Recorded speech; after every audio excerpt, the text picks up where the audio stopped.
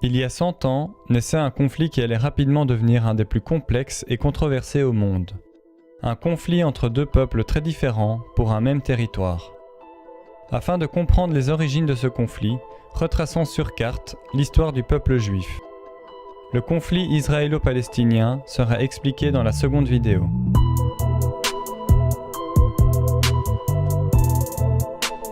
On commence en 750 avant Jésus-Christ. Le Proche-Orient est divisé en plusieurs petits royaumes et cités-États coincés entre l'Empire assyrien au nord et l'Égypte au sud. Parmi ceux-ci, il y a le royaume d'Israël dont le peuple vénère plusieurs dieux, y compris Yahvé. En moins 722, la capitale Samarie tombe aux mains de l'Empire assyrien. Une partie de la population fuit alors vers le royaume de Juda et Jérusalem. Mais ils seront suivis par l'armée assyrienne qui continue son expansion vers le sud. La région reste alors sous contrôle pendant un siècle, jusqu'à la chute de la capitale Ninive face aux Babyloniens. L'Égypte et Babylone vont alors se disputer les territoires de l'ancien empire, mais rapidement les Babyloniens prennent le dessus et s'imposent dans la région. Jérusalem résiste à cette nouvelle domination et se rebelle. L'armée babylonienne revient alors pour assiéger et saccager la ville. Une bonne partie de la population est ensuite déplacée vers la capitale. En moins 539, l'empire perse achéménide prend le dessus sur Babylone. Le nouveau roi autorise un retour sur leurs terres au peuple anciennement vaincu.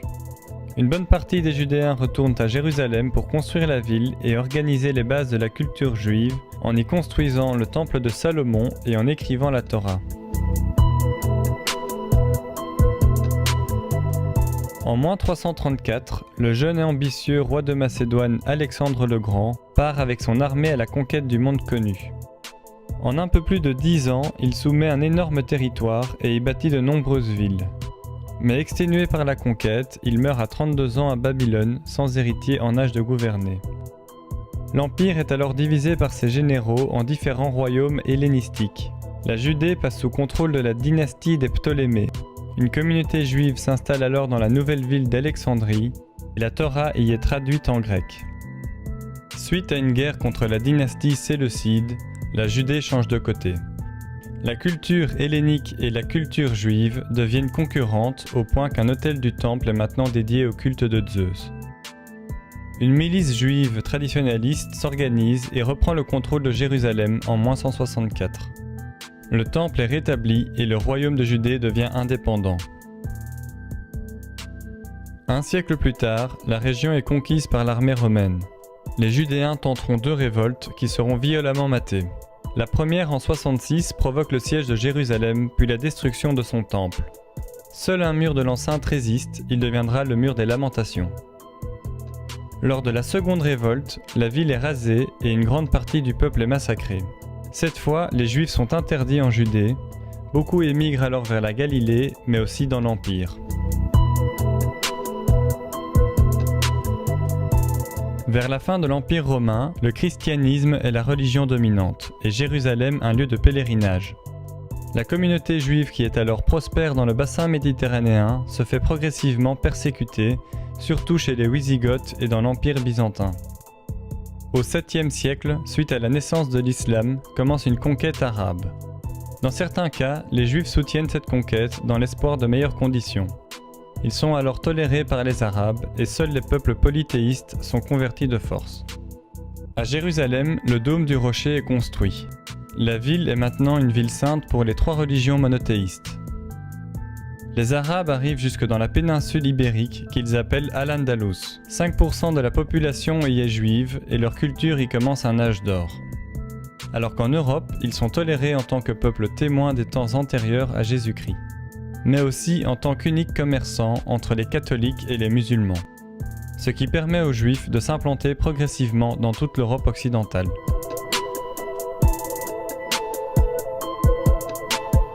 Au XIe siècle, les Turcs seldjoukides, un peuple originaire d'Asie centrale, commencent son expansion et atteint Jérusalem. Ils y persécutent les chrétiens et leur interdisent le pèlerinage vers la ville. En réaction, les chrétiens d'Europe organisent des croisades, des expéditions militaires et religieuses vers la ville sainte. En chemin, ils massacrent des communautés juives qu'ils considèrent désormais comme un peuple déicide, qui a tué Jésus-Christ. En 1347, la peste noire accompagne des bateaux de commerçants génois en provenance de Kaffa. En 5 ans, la maladie se propage dans toute l'Europe et décime près de la moitié de la population.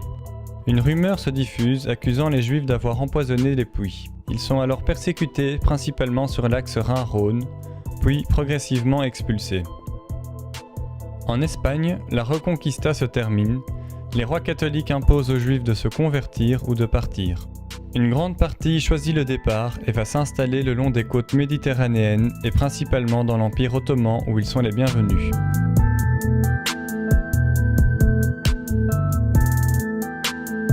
La Pologne-Lituanie commence aussi une politique d'accueil et devient un havre pour les Juifs en provenance d'Europe de l'Ouest. Au XVIIe siècle, ils y sont alors plus de 300 000, soit environ la moitié des Juifs dans le monde. Mais tout bascule en 1648 avec la révolte des paysans cosaques d'Ukraine contre la noblesse et les Juifs à qui ils reprochent une relation privilégiée avec le pouvoir. Plus de 100 000 d'entre eux sont massacrés ou fuient la région. Cet épisode va affaiblir la Pologne-Lituanie qui se retrouve assiégée de toutes parts par les puissances voisines. En 150 ans, le pays est éradiqué et ses terres sont partagées. La communauté juive est divisée et 900 000 d'entre eux se retrouvent désormais dans l'Empire russe, où ils ne sont pas les bienvenus. Ils deviennent rapidement la cible d'attaques populaires appelées pogroms, un terme russe qui signifie dévaster. Face au manque de réaction des autorités, ces attaques deviennent de plus en plus fréquentes et augmentent en intensité jusqu'à devenir meurtrières.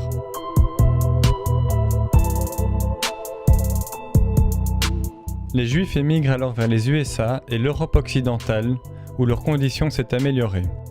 C'est dans ce contexte qu'est organisé à Bâle, en 1897, le premier congrès sioniste qui envisage de fonder une patrie pour le peuple juif en Palestine. Mais l'Empire ottoman s'oppose farouchement au projet.